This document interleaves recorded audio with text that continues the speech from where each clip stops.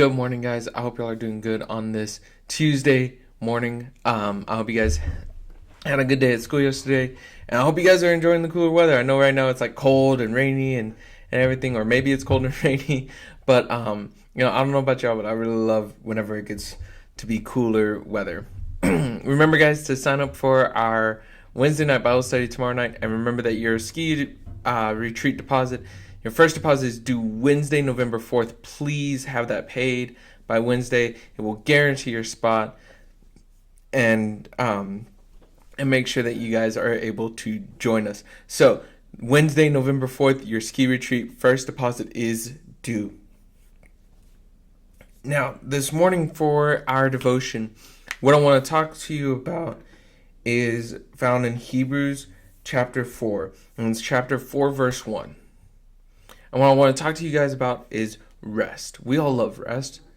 Right now, if you guys had the option of having to do homework or going home and taking a nap, how many of you guys would go home and take a nap? And we all love rest. We all love the idea of rest. The author of Hebrews talks about rest, but he talks about an eternal, deep rest.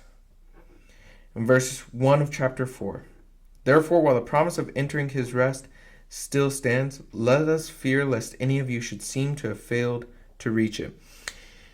From Hebrews chapter 3, verse 18 to Hebrews 4, verse 10, this idea of entering into God's rest is mentioned 7 times. 7 times, this idea of entering into God's rest. And this idea of entering into God's rest is this idea of following him in obedience, following him in a life devoted to Christ and a life devoted to him. And when we enter into this rest, it is a deep and meaningful and peaceful rest. It is a joy that passes understanding. A peace that passes understanding. So the author of Hebrews says, the promise of entering his rest still stands. And it still stands for you. I'm telling you this morning because the author of Hebrews also writes, let us fear lest any of you should seem to have failed to reach it.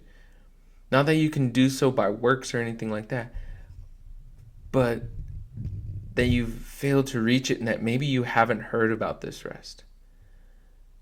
I'm here to tell you guys this morning that God's rest is an eternal, deep, and meaningful rest. And the promise of entering into it still stands. That's my word for you guys this morning. Don't miss out on God's rest. Don't miss out on it.